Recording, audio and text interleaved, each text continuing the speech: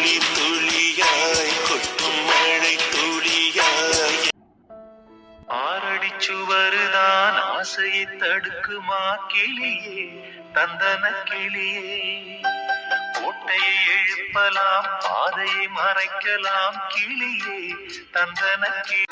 உங்ககிட்ட அப்படி பேசுறது எவ்வளவு உங்களுக்கு வலிச்சிருக்கோன்னு எனக்கு நல்லாவே புரியுது அசோக். ஆனா எனக்கு வேற வழி தெரியலங்க. என்ன மன்னிச்சிருங்க ப்ளீஸ், என்ன மன்னிச்சிருங்க. உங்க மேல எனக்கு எந்த கோபமும் கிடையாது. உண்மையா சொல்றேங்க, எனக்கு உங்க மேல எந்த கோபமும் கிடையாது. ஏன்னா நீங்க இப்படிதானே தெரிஞ்சுதானே நான் உங்களை காதலிச்சேன். அப்படி இருக்கும்போது உங்க மேல நான் கோவப்படுறது நியாயமே இல்லைல்ல. எந்த கோபமும் இல்ல. ஆனா நான் ஏன் உங்ககிட்ட அப்படி பேசணும்னு நினைக்கிறீங்களா? ஆமாங்க அசோக், வேண்டாம். உங்களுக்கும் என்ன பெருசா பிடிக்கலன்னு எனக்கு தெரிஞ்சிருச்சு. அப்படி இருக்கும்போது நான் உங்க வாழ்க்கையில வந்து உங்க வாழ்க்கையும் கஷ்டப்படுத்திக்கிட்டு எதுக்கு? எனக்கும் உங்களால கஷ்டம் எதுக்கு? வேண்டாம். இதால செல்வா மாமாக்கும் கஷ்டம், என்னால எத்தனை பேருக்கு கஷ்டம். அதுக்கு நான் உங்களை விட்டு விலகிடலாம்ல. அதான் அசோக் உங்களை விட்டு தூரம் வந்துட்டேன். கவலைப்படாதீங்க அசோக், உங்களுக்கு நல்ல பொண்ணு கிடைப்பா. கார்த்திக் அண்ணா இருக்காங்கல்ல, அவங்க கண்டிப்பா உங்களுக்கு நல்ல பொண்ணா பார்த்து கல்யாணம் பண்ணி வைப்பாங்க அசோக். நீங்க நல்லா இருப்பீங்க. நீங்க கண்டிப்பா மனசு மாறி இருப்பீங்கன்னு நினைக்கிறேன். மனசு மாறிட்டீங்கல்ல, அதுவே போதும். மனசு மாறி இருந்தீங்கன்னா உங்களுக்கு ஒரு நல்ல வாழ்க்கை கண்டிப்பா அமையுங்க. உங்களை தேடி ஒரு நல்ல பொண்ணு வருவா. அவளோட சேர்ந்து சந்தோஷமா குடும்பம் நடத்துங்க. அதுவே எனக்கு போதும் அசோக். நீங்க சந்தோஷமா இருந்தீங்கனாலே எனக்கு அது போதும் அசோக். அதை நினைச்சுக்கிட்டே என் காலத்தை தள்ளிடுவேன். எங்க இருந்தாலும் உங்களை நான் என் மனசார நினைச்சுக்கிட்டே தான் இருப்பேன் Ashok. I love you Ashok. I love you. Meena, சொல்லுங்க மாமா. சொல்லுங்க மாமா. என்னம்மா இன்னும் நடந்தது நினைச்சு வருத்தப்பட்டு இருக்கேன் என்ன? அப்படிதான் எதுவும் இல்ல மாமா. சும்மாதான் உடம்பு கொஞ்சம் டயர்டா இருந்ததா, அதான் அப்படியே உட்காந்துட்டேன் மாமா அசதியில. இங்க பாரு மீனா, உனக்கு எதனா ப்ராப்ளம்னா என்கிட்ட தாராளமா சொல்லு. இந்த மாதிரி இன்னொரு வாட்டி சொல்லாம மட்டும் இருக்காது. அடுத்த தடவை இந்த மாதிரி உனக்கு எந்த பிரச்சனையும் வந்துடக்கூடாது மீனா. அதுக்காக தான் சொல்றேன். எதை பத்தியும் யோசிக்காத. எதுவா இருந்தாலும் சரி என்கிட்ட சொல்லிடுமா. கண்டிப்பா மாமா. இனிமே உங்ககிட்ட எதையும் மறைக்க மாட்டேன் மாமா. நான் இனிமே சொல்லிடுறேன் மாமா. இதுவும் உங்ககிட்ட மறைக்கணும்னா மறைக்கல. இன்னைக்கு இருந்தாலும் உங்ககிட்ட சொல்லிருப்பேன் மாமா. அதுக்குள்ள இப்படி நடந்துருச்சு. என்ன மன்னிச்சிருங்க மாமா. மீனா, ஐஷாக்கா வாங்க. என்னடி சிட்டு? ஒண்ணும் இல்லடா மாமா. அவ வந்ததுல இருந்து இன்னும் எதுவுமே சாப்பிடல.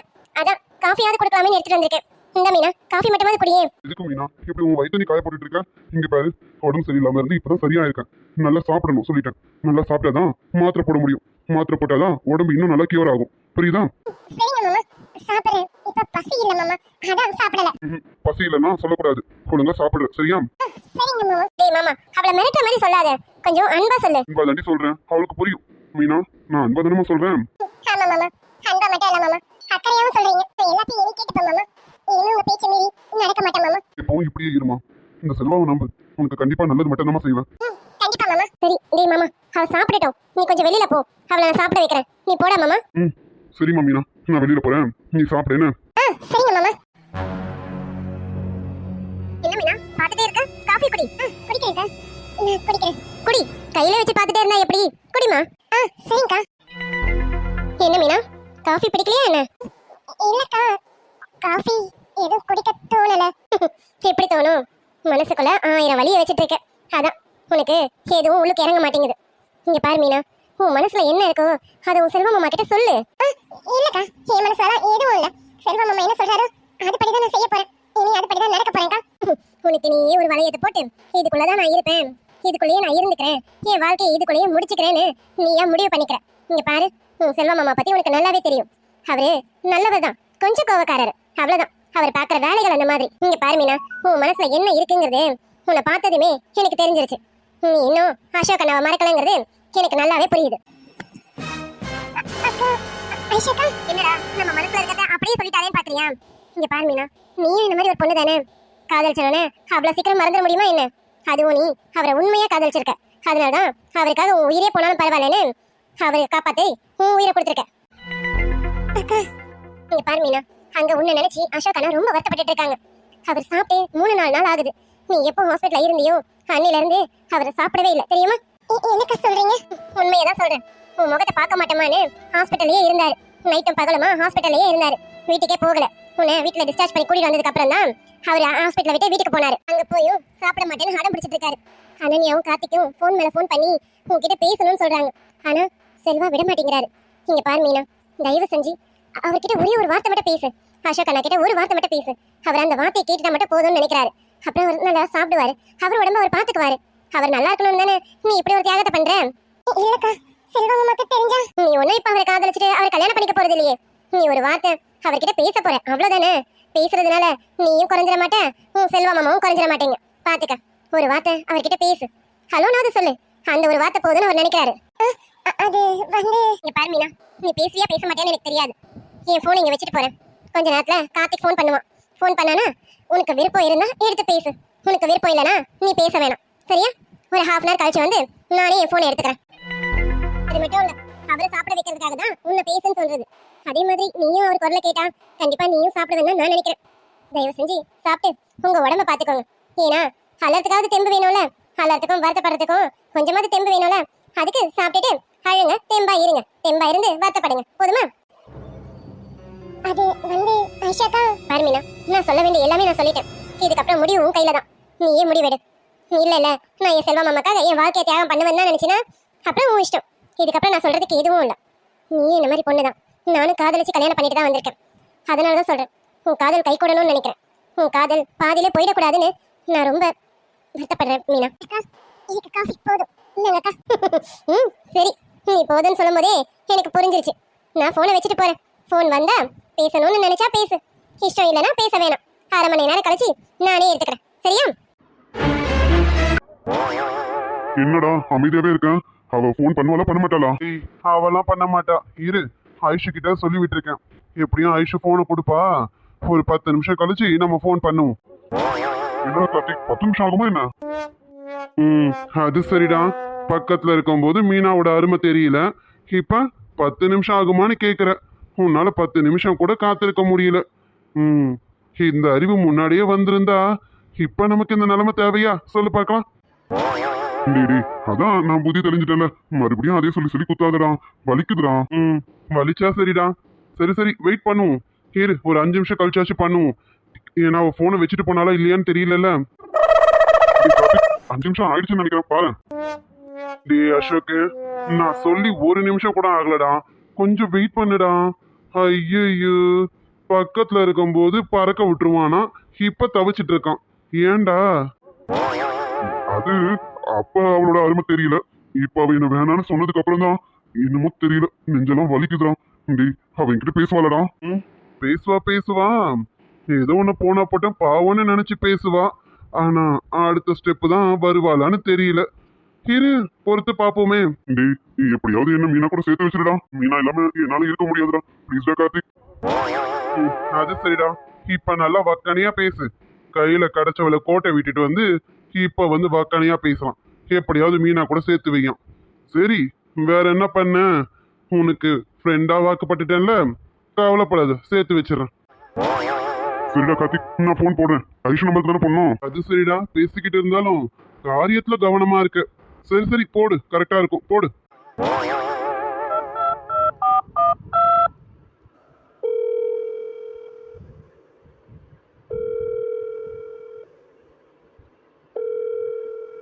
டேய் கார்த்திக், எடுக்கவே மாட்டாடா, எனக்கு பயமா இருக்குடா. என்கிட்ட பேச மாட்டாளோ? டேய் இருடா, அவசரப்படாத. இன்னொரு வாட்டி போடு, எடுப்பா.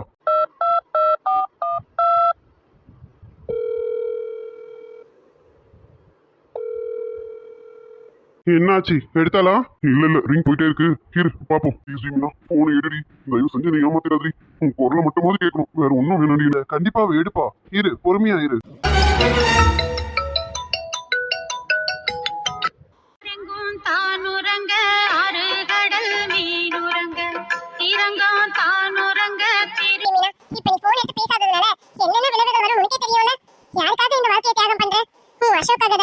அவர் நல்லா இருக்கணும்னு நினைச்சதானே.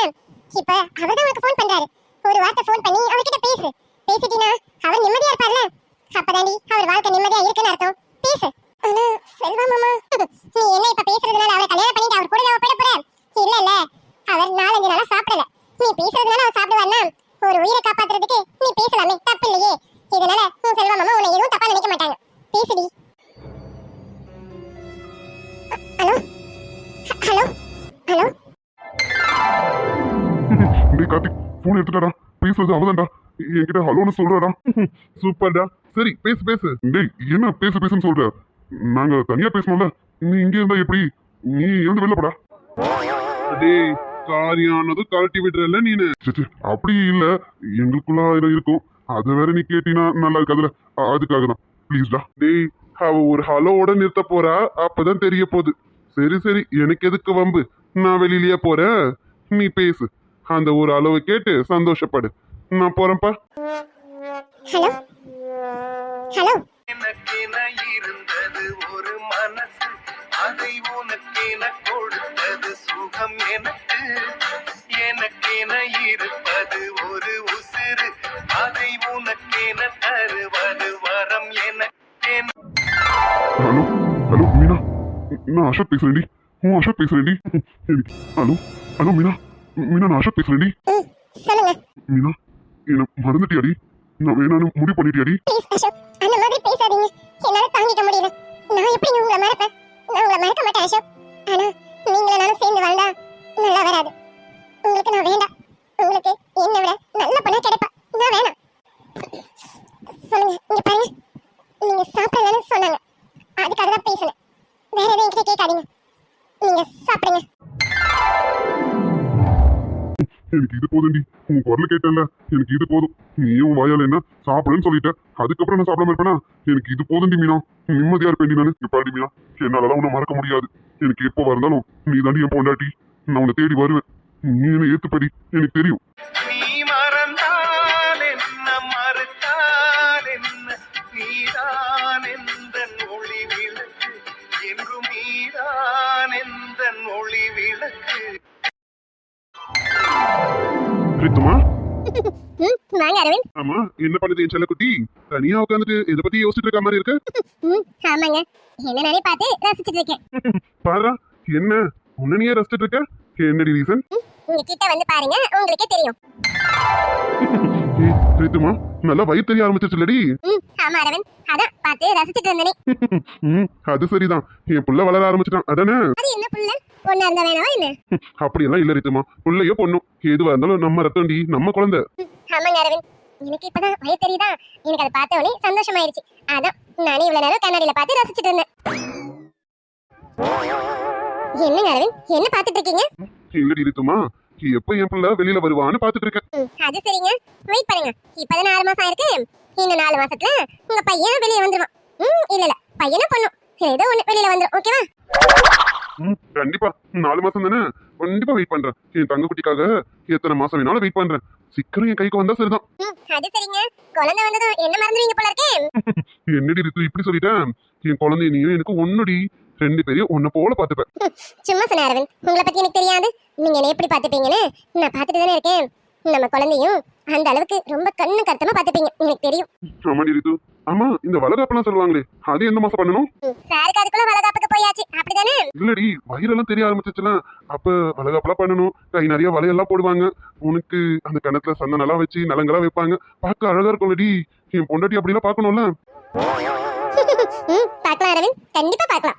ஆனா அதுக்கும் கொஞ்சம் வெயிட் பண்ணணும். ஒரு சிலவங்க 7ஆம் மாசம் வளகாப்பு பண்ணுவாங்க, ஒரு சிலவங்க 9ஆம் மாசம் பண்ணுவாங்க. அத்தை எந்த மாசம் பண்ண சொல்றாங்கன்னு தெரியலையே. அத்தை சொல்றத பொறுத்துதான். அத்தை எந்த மாசம் சொல்றாங்களோ அந்த மாசம் தான் எங்க அம்மா வந்து பண்ணுவாங்க. அது சரி ரித்துமா. அப்ப 7ஆம் மாசம்னா இன்னும் 1 மாசம் வெயிட் பண்ணணும். 9ஆம் மாசம்னா இன்னும் 2 மாசம் வெயிட் பண்ணணும் மாதிரி. சாருக்கு வெயிட் பண்ண முடியல போல இருக்கு. என்ன அரவிந்த், அவ்வளவு அவசரமோ? ஆமாடி, அப்புறம் குட்டி பாப்பா கைக்கு வரணும்ல. அதான் குட்டி பாப்பாவும் கைக்கு வரணும், என் பொண்டாட்டியும் ஃப்ரீயா இருக்கணும்ல. பாவம் பாரு, அவ வயிறு வேற பெருசாயிருச்சு. அவளால நிக்க முடியாது, உட்கார முடியாது, நடக்க முடியாது. என் பொண்டாட்டியும் நோந்தோண்டி செல்லமா பாத்துக்கணும், தங்கம் போல பாத்துக்கணும்டி. நீங்க சொன்னாலும் சொல்லனாலும் நீங்க தான் அரவிந்த் பாத்துக்கணும். நானும் இனி ஒரு வேலை செய்ய மாட்டேன், சரியா? என்ன தூக்கிட்டே தான் போகணும், தூக்கிட்டே தான் வரணும். செய்வீங்களா? அதுக்கு என்னடி, என் பொண்டாட்டியை தூக்கிறதுக்கு நான் கொடுத்து வச்சிருக்கணும்டி. உன்னை தூக்கிட்டே போறேன், தூக்கிட்டே வரேன்டி. உன் கால் தரையிலே பட விடாம பாத்துப்பேன். போது முடித்து லவ் யூ அரவிந்த். லவ் யூங்க. இங்க வை பாப்பா, அம்மாவை தொல்லை பண்ணாம சமத்தா வயிற்றுக்குள்ள இருந்துக்கோங்க. என்ன, சீக்கிரம் வெளியில வந்துடுவீங்க. வெளியே வந்ததுக்கு அப்புறம் அப்பா உங்களை பாத்துக்கிறேன்.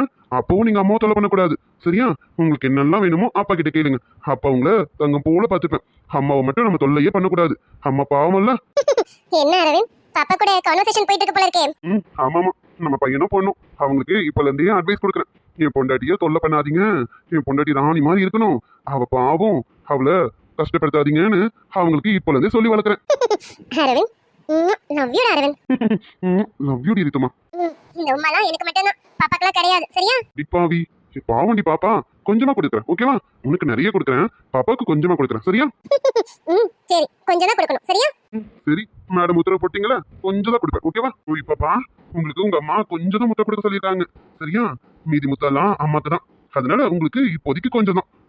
என் தொல்ல தங்கமி மாடி தங்கம். அடைப்போடு மெதுவா மெதுவா அழகே உன் பாடு அறிவேனம்மா. என்னடி அக்கா, இன்னும் அருண் மாமாவும் ஆளை காணும், கார்த்திக் மாமாவும் ஆளை காணும். உங்க அருண் மாமா வந்துகிட்டே இருக்காரு, ஆல்ரெடி போன் பண்ணிட்டாரு. ஆமா கார்த்திக் மாமா என்னாச்சு? அவரும் வரேன்னு தான் சொன்னாரு. நம்ம வந்து அரை மணி நேரம் ஆச்சு, இன்னும் ஆளை காணுமே. சரி டென்ஷன் ஆகாத, வந்துருவாங்க. சரிடி அக்கா. அம்மா ரித்தாக்கா எப்படி இருக்காங்க? அப்புறம் அந்த சித்தி கிழவி அதை என்ன பண்ணீங்க? விட்டு வச்சிருக்கீங்களா இல்ல போட்டு தள்ளிட்டீங்களா? அதெல்லாம் உயிரோடு தாண்டி இருக்கு, அவ்வளவு சீக்கிரம் அதை போட்டு தள்ளிட முடியுமா? அது ஸ்ட்ராங் பாடியாச்சு, அத்தனை பேதி மாத்திரைக்கே உடம்பு தாங்கிருச்சுன்னா பாத்துக்கே. ஆனாலும் நீயும் ரித்தாக்காவும் சேர்ந்து அந்த சித்தி கிழவிய பாடா படுத்தி எடுக்கிறீங்கடி. அது ஏதோ அறியாம தெரியாம தப்பு பண்ணிடுச்சு, ஆனா வச்சு செய்றீங்க தெரியுமா ரெண்டு பேரும்? ஏடி சொல்ல மாட்டேன்.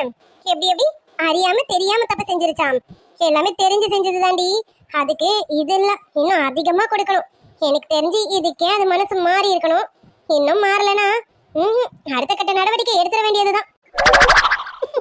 அது சரிதாண்டி அக்கா, உன்கிட்ட மாட்டிக்கிடுச்சுல. இனி அது பொழைச்ச மாதிரிதான். இது என்ன கார்த்திக் மேம், பின்னாடி வந்து பயமுறுத்துறீங்களா என்ன? ஐயோ, அப்படியே அக்கா தங்கச்சி ரெண்டு பேரும் பயந்துட்டு தான் மறு வேலை பாப்பீங்க அப்படிதானே? இல்ல நாங்களும் பயப்படுவோம் மேம். எங்க முகத்தெல்லாம் பாருங்க, நாங்களாம் ரொம்ப பயந்த சுபாவம். ஆமா ஆமா, ரொம்ப பயந்த சுபாவம் தான். முகத்தை பார்த்தாலே தெரியுதுமா.